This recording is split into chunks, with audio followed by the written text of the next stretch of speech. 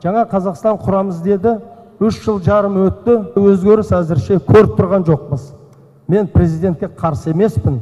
Содан кейін көп заңдарға өзгеріс жасап жатыр. Мысалы, салық кодексін жыл сайын өзгертіп жатады, бірақ содан жақсылық болып жатқан жоқ. Мысалы, ауыл шаруашылығында шет елге малды шығаруға болмайды деп Минсельхоз қаулы шығарып қойды. Еттің бағасы төмендеп кетті. Сіздің жаңағы айтқан сөздеріңіз негізі келісетін жағы да бар, келіспейтін жағы да бар. Келісетін жағы біз өткеніміздегі болып жатқан келеңсіз жағдайлар, оны сіз ғана емес, біз өзімізді ашық айтып жүрміз қазір. Байлықтың бір қолға шоғырланғаны, биліктің бір қолға шоғырланғаны, жаңа сіз айтып отқан, ол енді жаңалық емес, ол мәселе бар.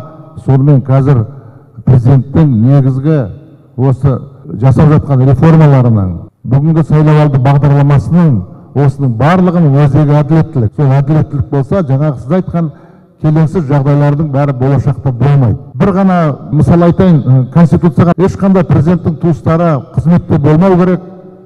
Квази мемлекеттік қызмет болсын, мемлекеттік қызмет болсын, оған шектеу қойып, байлық, жердің астындағы, үстіндегі байлықтың бәрі ол халықтікі деген осындай баптарда кіргізілді. Жай ғана кіргізілген жоқ, сол жұмыс қазір басталып жатыр. Оны көру керек. Тек қана бәрі жаман деп, бәрін қараспанып төндіріп бергенде ол болмас. Малды біздің шығармайды деп айтасыз. Мен өзім әкім болдым. Сол кезде мен білем, бүкіл біздің Қарағанды облысының малын ол республика бойынша болды. Сондай бір саясат болды. Шаң сорғыш сияқты сорып алып, басқа елдерге кетті барлығы. Тегінге кетті. Сол дұрыс па? Ал о жаққа барып, ол жер шұжық жасайды, еттің өнімдерін жасайды, содан кейін оның бәрі бізге қайтып келеді. Бәленбай бағамен. Тірідей емес, оның өнімін шығарып беру керек. Осында міне кәсіпкерлер келісесіздер ме осымен? Міне бәрі келісіп отыр. Егер біз қазір соны сыртқа тірідей шығара беретін болсақ, осында кәсіпкерлер біледі, онда біз малсыз қаламыз ертең. Келісесіз бе енді осыған? Келіссеңіз, міне көрдіңіз бе? Салық кодексі.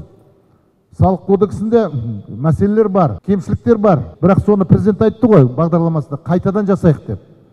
Мүлдем жаңа жасайық деп. Енді мүлдем жаңа жасауына біз сіздерді шақырайық, депутаттар бірге сіздермен талқылайық.